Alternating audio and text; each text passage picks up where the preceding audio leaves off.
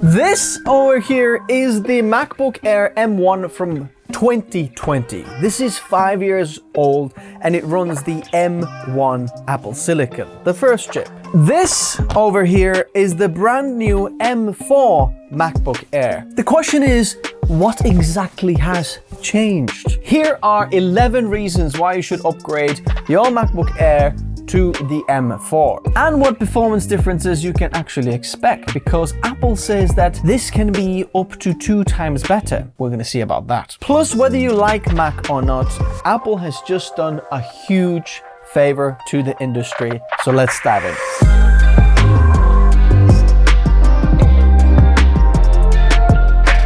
Now, I've got the very special colors of both of these versions. We've got the golden color for the M1 and then this sky blue for the M4. By the way, if you stick till the end of the video, you'll see that this is not just a single MacBook Air that I got a few more. In terms of design, there is actually some changes from the M1. It's not kind of curved and rounded design anymore.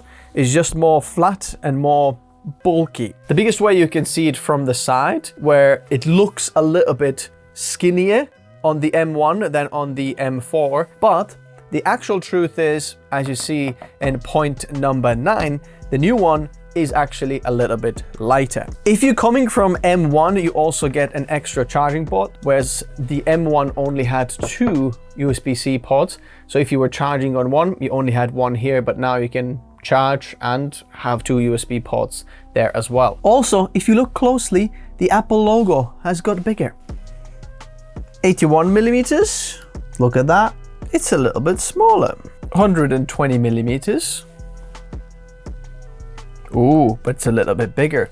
The new trackpad is bigger. If you look at the keyboard has become a little bit bigger. The top layer of buttons are now double the size as what they were previously. So the keyboard has a little bit extended. Interestingly though, the older version of the keyboard might have been a little bit better to type on because of this slight angle of the laptop. The laptop is lower on the front and a little bit higher on the back, resulting it to kind of sit on an angle. You can see that on this side here. I want to start with a little bit of an art test. I want to test out the charging capabilities because I want to know if we can charge the MacBook faster. The MacBook comes, the new one, with a 30-watt charger, but you can upgrade it to 70 watts. But what if you have anything even more powerful? So the older one, if we plug it in, we're pushing out 23 watts right now, 25 watts. 26 or 7 watts roughly maximum, so it's around 30 watt charger roughly what we can pull into there. And if we plug in the new one, that was 40 watts there, so that was a lot higher. But both of these laptops have quite full battery capacity right now, so it might not be able to charge it at the full charge. We'll test that again in a minute. You might be thinking, why is this important to check how much wattage are they pulling? Well, because if you want to buy yourself a smaller travel adapter, for example, on Amazon, which I'll leave some in the description below, if you know how much the laptop is actually able to pull from the charger, you can match your charger with it, because we know that the 30 watts that comes with the laptop is already not enough, or it can be faster charging. So if we know what's the maximum power input that the laptop can take, we just supply that and you can get the fastest charger without spending too much or not enough to get the faster charging, if that makes sense. Reason number 1 is the speakers and microphone quality. According to the specs, the new one is better, but can we actually see it? What's it like? Let's figure it out.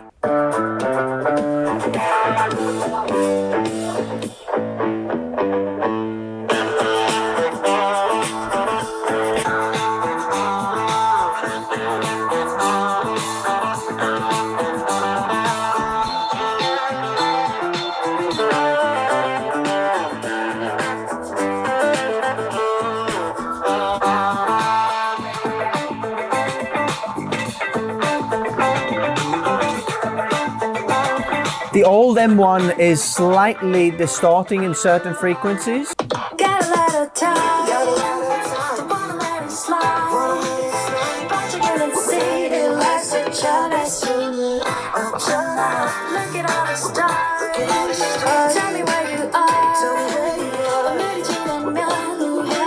So can I hear the difference? Yes, actually, when you put them side by side, you can.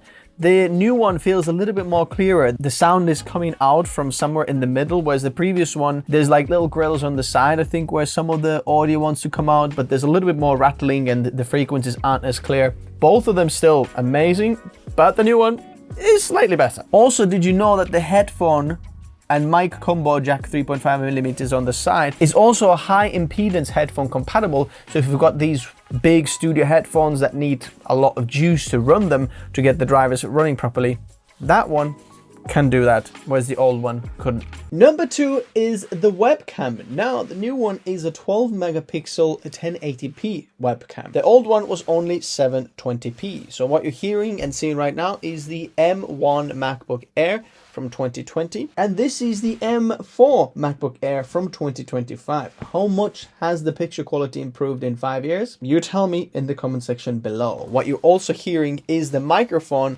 from each of the cameras, so you can actually tell me whether it sounds any different and if the microphones have been improved. Number 3, battery life. In terms of specs, it still says up to 18 hours, but the new MacBook has actually got a slight bump in the Mac battery capacity, and it supports faster charging, which we're gonna find out later on in this video how fast it can actually charge. Number 4, the new MacBook Air supports 2 6K external displays with the built-in display as the third screen, so 3 screens in total, which is a huge improvement from the previous one. Number 5, it now supports Wi-Fi 6E instead of a Wi-Fi 6, but it's a little bit of a downer that we didn't go to Wi-Fi 7 in 5 years. We've only kind of gone one generation rather than to Wi-Fi 7, which would have been a little bit faster, but still improvement. Number 6, design and colors. You have now different colors available, which you can see in the channel coming up very, very soon. Number 7,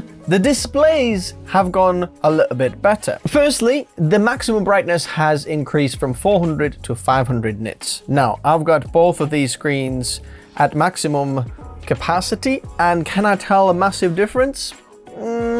Not exactly. You can see that the new one is slightly brighter compared to the old one and has a little bit of a better contrast, I would say, and maybe a little bit sharper. But the bigger thing that I noticed is the actual screen has gone bigger. If you look at these side by side, there is a lot smaller notch all the way around, whereas the older one has a lot bigger notch, especially on the top. We've got now a lot more screen estate on the top, which makes it a little bit more longer in terms of vertical space, which if you're doing a lot of emails and browser kind of work, this is a lot better on the new M4. Number 8, better media engines. The new M4 has updated media engines and GPU and all of that inside with a new chip, whereas the older one is kind of okay. You can still edit basic video in there, but the video editing will be a lot better on the newer one, supporting 10-bit H.265 and ProRes and AV1 and so on, other codecs that weren't really hardware supported on the M1. Number 10, performance. How much has the performance actually improved? Well, let's take a look, because I have already benchmarked both of these laptops. Now, one of the biggest specs comparisons on the paper is that the new model comes with 16 gigabytes of RAM compared to 8, which was the older one. Now, what we're actually testing first is the actual CPU power draw. How much power does the CPU pull? I'll tell you why this is important in a minute. So we're gonna press play on both of them. So what we can see that the new MacBook M4 is pulling quite a bit more power than previously. So it starts roughly around 22, 21 watts and slowly goes down to about 15 watts right now.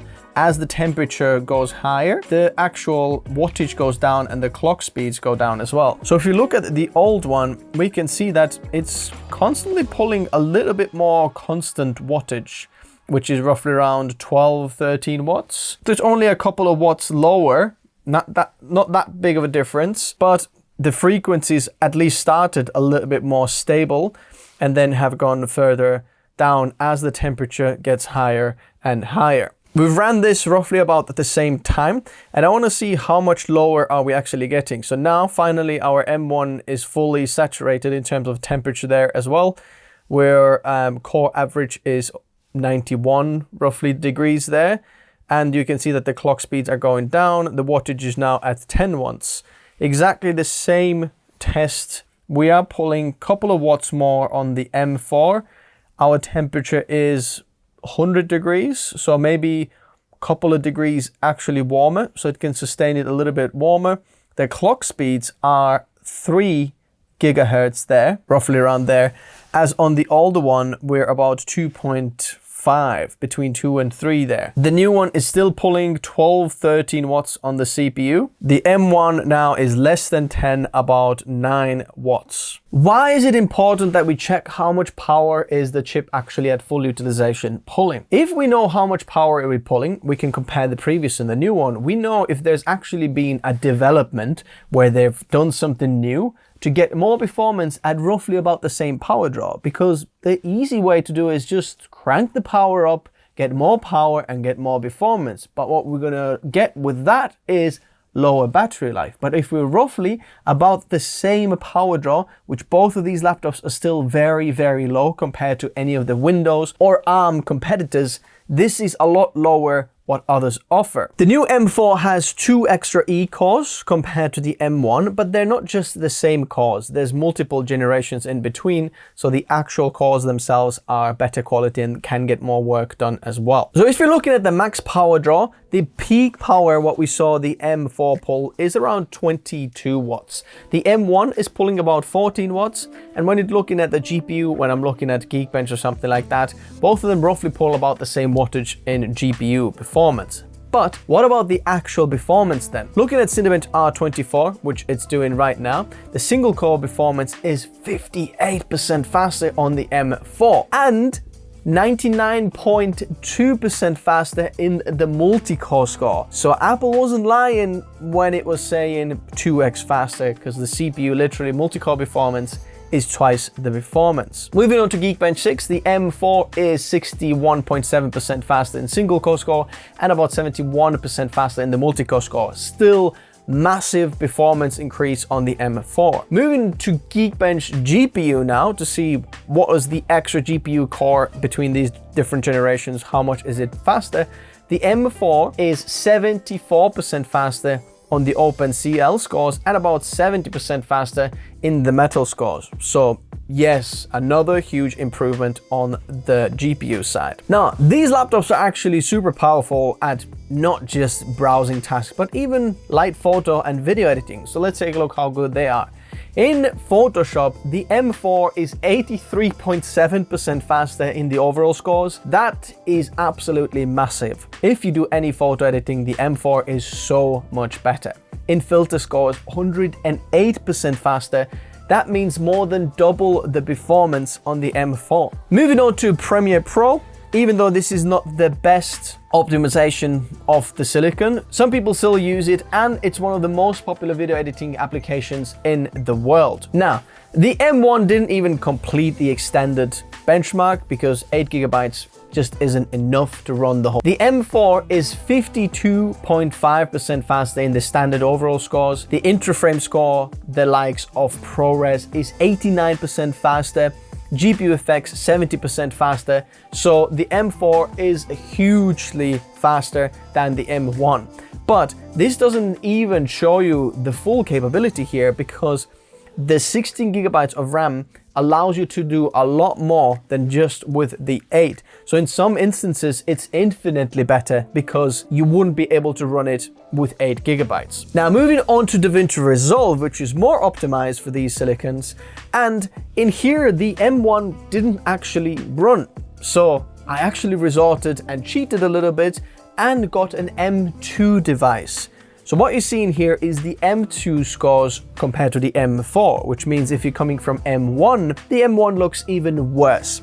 So the M4 here is about 24 to 26% faster in the overall scores. Some of the biggest score differences is intra-frame score. So ProRes, as you can see, the new media engines are a lot faster, about 41% faster. The same with RAW, about 41% faster compared to the M2. So if we go down to the M1, we're roughly about 50 to 60% performance increase. But again, from 8 to 16 gigabytes, that's a huge difference. But what about 3D rendering, like Blender? The M4 is 82% faster in Monster Scene, 1,130% faster in the Junk Shop Scene, which basically means about 12 times faster in the Junk Shop Scene, because for some reason the M1 just doesn't want to run the Junk Shop Scene. It's not doing a very good job in there. And in Classroom Scene, about 49% faster. Now, I understand that not a lot of people will be doing Blender with these devices, but just to stretch the performance as much as we can, the M4 is a lot faster than the M1. Speedometer 3.0, which is basically a browser test, where if you're doing a lot of browser work and working with Chrome or Safari, something like that, the M4 is 61% faster compared to the M1. And the M1 already feels still super snappy when just using the browser, doing emails, things like that. Now, what about GPU performance? How good is the M4 GPU? I wanted to test Redshift, which is one of the rendering engines, and you can do it on Cinebench R24. But the thing is, in order to run it, it needs at least 16 gigabytes of VRAM, or more than 8 gigabytes of VRAM. But because it's unified memory on the M1, you can't use all of the 8 gigabytes on the M1 on this. So I resorted to running it on the M2 Pro, which you can't really get a MacBook Air on the M2 Pro. You have to get a MacBook Pro or a Mac Mini. But comparing the M2 Pro to the M4 is 39 to 40% faster than the M2 Pro. Compared to the M1, that's ridiculous performance increase. The M1 is going to be so much slower. I've left both of these devices running it for 10 minutes. And as you can see, the M1 just finished its first rendering cycle. This is the second time the second one is going around, which means that it managed to complete one of these jobs, and it's more than half of it through the second time. So we're going to get the score up here now with the M1. Oh, there's a few more things to render, so it's still not completed on that side. We're pulling about 7.8 watts on there and about 8.5 watts on the M4. So the wattage isn't that different, but the performance is hugely improved. As you can see, we're doing the second time around, and we'll see the scores in a minute. M1 is finished, but in some ways it's not fair because the M4 has got so much more work done. But we'll see what the scores are going to be here. The M1 is already cooling down. So we've got 691 points on the M4 and 399 on the M1. Plus the M4 did it pretty much twice. So it's more work and a lot faster. Now the interesting thing is, when these laptops are on idle or not doing anything, they cool down very, very fast because the CPU power draw is only 0.1 watts. How is this possible? How can they operate with such low power draw is ridiculous. Well, the new M4 also offers Apple Intelligence and, you know, AI. Everyone wants to know how good they are for AI. Let's say you do want to include some AI in your workflow. How good is the newer one compared to the older one? So the Geekbench 6 AI benchmark, we're testing the CPU, GPU, and the neural engine. In terms of CPU, we're seeing between 65 to 81% faster performance on the M1. In GPU, the M4 is 76 to 425% faster. Yes, that's over 5 times faster in quantized scores on the GPU. In terms of the NPU, or neural processing unit, we see between 156% to 405% difference or improvement on the M4, which means, yeah, up to 5 times faster.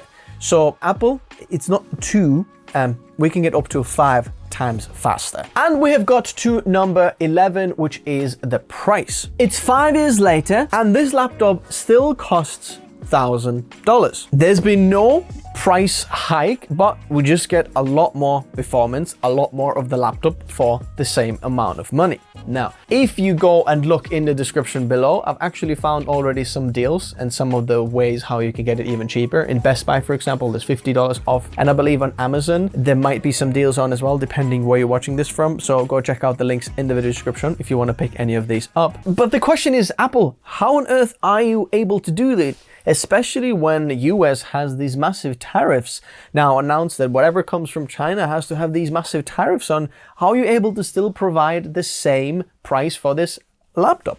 Well, actually, one of the clues is underneath here. If you turn it around, there is this tiny text underneath that says designed by Apple in California, assembled in Vietnam. Now, this was always designed by Apple in California, made in China. But now it's not made in China anymore. It's made in Vietnam, which means that they can avoid the import tariffs to US. Clever way of making us benefit from it, not the big companies. And for all the PC guys out there, show me a $1,000 laptop that is as good as this MacBook Air. You might get close to it in performance, but the usability, the trackpad, and the keyboard, there's nothing like that out there. Especially the power efficiency and battery life, that's so much better on the MacBook Air. It's just ridiculous. And it really annoys me because in a lot of the ways I prefer Windows as an operating system, but the MacBook Air is just such a better package, not just in performance, but value, looks, wow. But here's the thing, I've actually bought another 3. I've bought all the other colors, but also different specs, so we can really test if you upgrade the RAM, how much performance difference are you gonna get? If you upgrade the storage, is it going to be any faster? Now, both of these have 256 gigabytes of SSD. It's definitely not enough. And if you want to check out how you can actually avoid the Apple storage tax, then check out my video how to fix the overpriced Apple storage issues. But let's take a look at the speed difference of an SSD as well. The new one is slower. Look at that. The new SSD is slower. In every single test, 2300, 1700, 2900, slightly slower. I guess we have to spend the extra $200 for the upgrade of an SSD. Okay, and finally the test then of the charging. So this is the new M4. The battery is a little bit more empty. We've got 77% there. Let's see. I'm just gonna plug the charger in. Let's see how much it's pulling. That was 49, 50 watts right now. So it looks like we're pulling about 51 watts, 55 watts, something like that. So if you've got a 65 watt, oh, there was 65 there. If you've got a 65 watt charger USB-C, you can get them very, very small. That would do. So go check out my recommendation in the video description below. So right now I've got a 52% battery left and I've got it charging there. And as you can see, we're pulling 70 plus watts. So actually, if you've got a lower percentage battery, it can pull up to 75 watts charging. So if you have a higher capacity than 65 watts, that's gonna be pretty good for you. So try to get a charger. I'll leave a link below. That's 70 plus watts. That should be roughly the maximum you're pulling here.